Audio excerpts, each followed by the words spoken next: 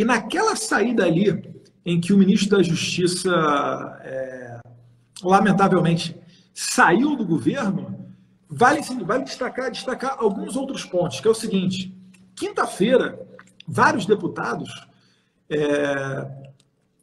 perguntaram para a assessoria do Ministério da Justiça se era verdade o que a Folha havia publicado, que a Folha deu em primeira mão a demissão do Sérgio Moro. A assessoria do Ministério da Justiça falou o seguinte: deputados, fiquem tranquilos, Sérgio Moro não sairá do governo. Como a gente está acostumado com a Folha falando fake news, o que a galera fez? A galera foi para a rede e falou: Folha fake news e tal, beleza.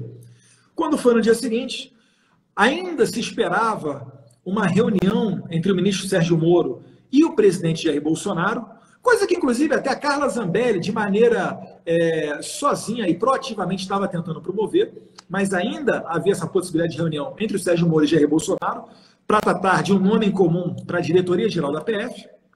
O Moro preferiu fazer uma coletiva de imprensa e depois vazou os áudios da sua afilhada Carla Zambelli, a qual ele foi padrinho de casamento, para a Globo. O que fica aqui, gente? Isso daí foi muito negativo para o Sérgio Moro, que todos nós temos como ídolo, né, e como referência no combate à corrupção pelo que ele fez no Lava Jato. Trabalho técnico e corajoso. Isso é inegável e não tem como a gente dizer diferente disso do passado do ministro Sérgio Moro. Mas ele mostrou ali que existem mil maneiras de você sair do governo. E não é vazando coisa para a Folha e para a Globo que você sai de uma maneira digna. Então foi lamentável esses fatos.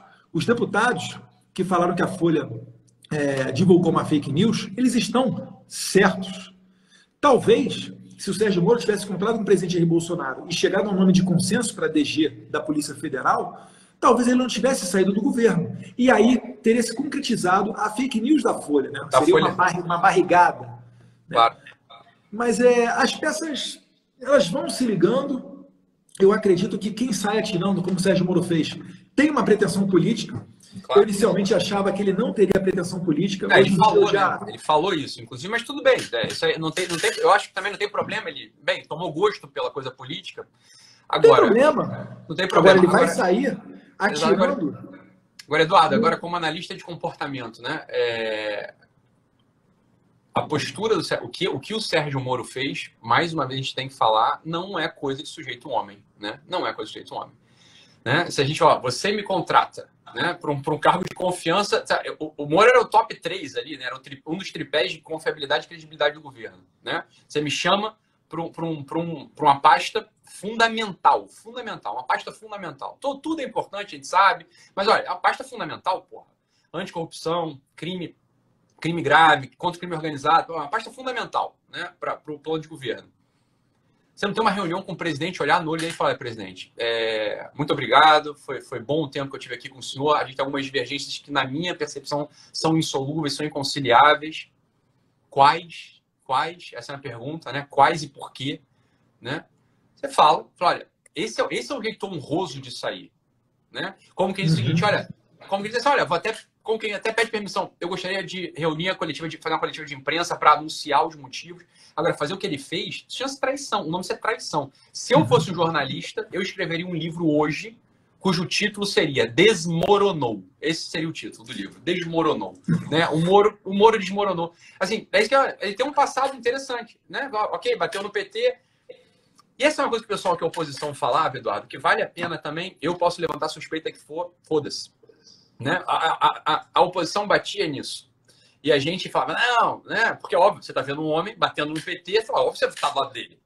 Agora, cadê o pessoal do PSDB na Lava Jato? Isso é uma pergunta também, né? Então, são perguntas relevantes que muitas outras pessoas também fazem, pode ter certeza disso. Né? Eu ia comentar, esqueci, eu ia falar aqui, esqueci agora. Outra coisa. O pessoal que fala, mas o Jair Bolsonaro deu carta branca para o Moro. Sim, deu carta branca para o Moro. Mas a proposta pela qual o Jair Bolsonaro foi eleito e aprovada por 57 milhões de brasileiros, qual que era? Era uma proposta de defesa da família, contra o aborto, a favor do armamento, dentre outros. Agora você imagina, se ele desse carta branca para o ministro Sérgio Moro e ele botasse Ilona Zabor dentro da sua pasta, como botou do Prá, que não botou graças à pressão popular e porque o presidente, teve que desenrolar. Exato, né? Mas, assim, na nossa percepção de povo, né? Ok que Elon Zabal não ficou um dia lá, não ficou. Mas ele botou, na nossa cabeça do povo, assim, ó, o Sérgio Moro botou, só não conseguiu botar porque, porra, né? Porque vocês tiveram vocês deram carta branca para o Jair Bolsonaro ser presidente. Ele vai e bota o Lula de ministro. Né? Pô, imagina. Mal comparando, é isso. Porque é uma... Agora, é a comparação perfeita. Botar Ilona Zabó lá é a mesma comparação. Abortista, porra. É tudo. Desarmamentista.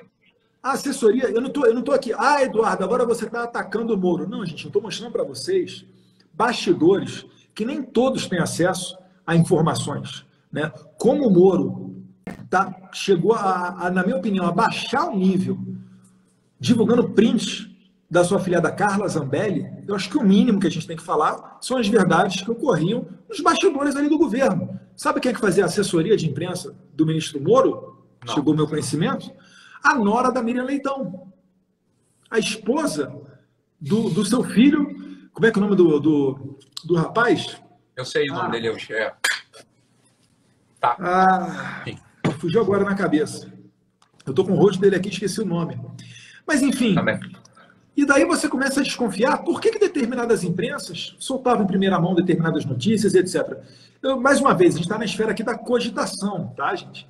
Mas não dá para dizer que uma pessoa dessa está comprometida com a proposta de Jair Bolsonaro de ser contra o aborto, de ser a favor do armamento, etc. e tal. Né? Um dos últimos atos que ele assinou, também depois de uma certa pressão, foi o aumento do número de munições por ano, que, por exemplo, caçadores terão. Os caçadores, até então, eles tinham direito à compra de 200 munições por ano. Né? O ano, vale lembrar, que tem 365 dias. 365 dias. Eu estou falando do caçador, aquele cara lá do interior do Amazonas. Você acha que um cara desse, que está autorizado a comprar 200 munições por ano, ele vai ter que ser um caçador metade do ano carnívoro, metade do ano vegetariano? É claro. Ou e se ele errar um tiro, está estrepado. É claro. Pelo amor de Deus, isso não é uma política que está pensando no cara lá na ponta, que não tem conhecimento dessa realidade. Então, o que o governo Bolsonaro fez? Ele passou de 200 por ano para 500 munições por mês. É o mínimo que pode ser feito. Né? Então, são umas coisas que as pessoas não tinham acesso, mas que vale a gente falar nesse momento. Você vê que a mentalidade do Moro é uma mentalidade de fato que foi se mostrando desalinhada, né? Bastante desalinhada e servindo a outras propostas. Então, para que saibam, né? Se o Moro vier candidato, eu acho hoje, sinceramente, né, que tipo aquela coisa assim, não fala que me conhece que vai pegar mal. O Moro não é um sujeito carismático, né? Ele não é fluente em português, fez um ótimo trabalho na Lava Jato, mas se mostrou um traidor, né? Vazar áudio da afilhada, olha. Isso muito ruim, cara. Isso para um homem médio, cidadão comum, a gente olha para uma coisa dessa e fala assim, olha, cara, eu não faria um negócio desse, a gente não faria um negócio desse em família, você vai fazer um negócio desse em rede nacional? Fala, pô, cara. Eu tenho umas do MBL que eu poderia soltar e até hoje eu não soltei, tá? MBL pediu impeachment do meu pai, eu poderia falar algumas coisas e não falo, porque naquele fato, naquelas circunstâncias, falamos de homem para homem e mantivemos lá, beleza. Então, assim, é o que você espera de uma coisa chamada hombridade. É isso. Mas, enfim, não quero continuar falando do Moro para não ficar dando pano para manga. Agora que ele saiu, tá falando mal. Combate à corrupção, nota 10. Lava Jato, nota 10. Mas o Moro político, nota quase zero, quase zero.